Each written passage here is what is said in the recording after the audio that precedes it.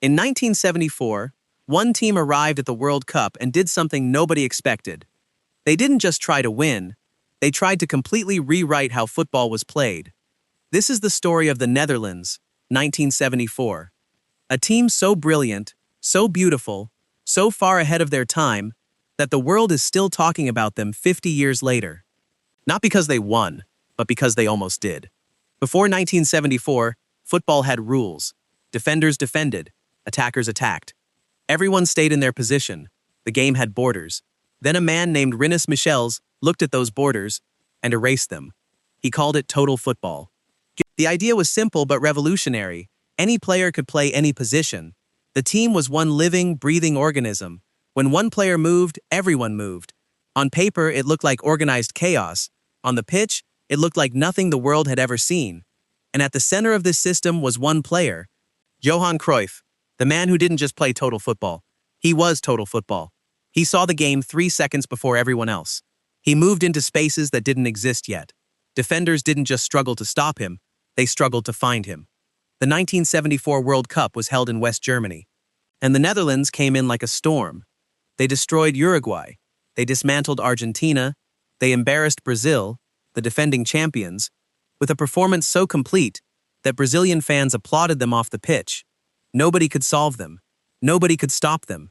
The whole world was watching with their mouths open. But here is the thing nobody talks about.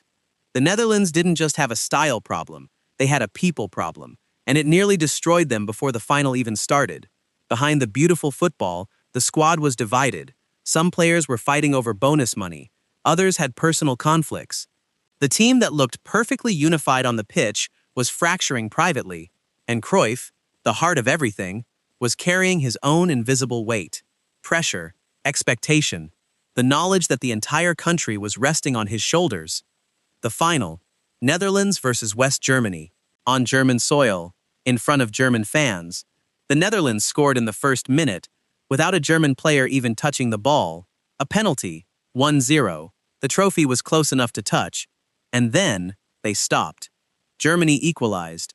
Then Germany scored again. The Netherlands pushed. They pressed. They played the most beautiful football of the tournament, but the goal didn't come.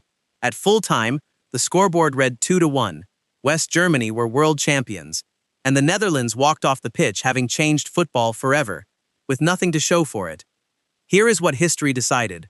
West Germany won the 1974 World Cup, but the Netherlands won something different. They won the football conversation.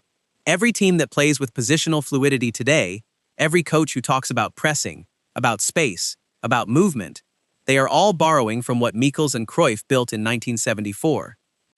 Some teams win trophies, some teams win history. The Netherlands 1974 never lifted the World Cup, but they changed what the World Cup means. And in football, that is a different kind of immortality.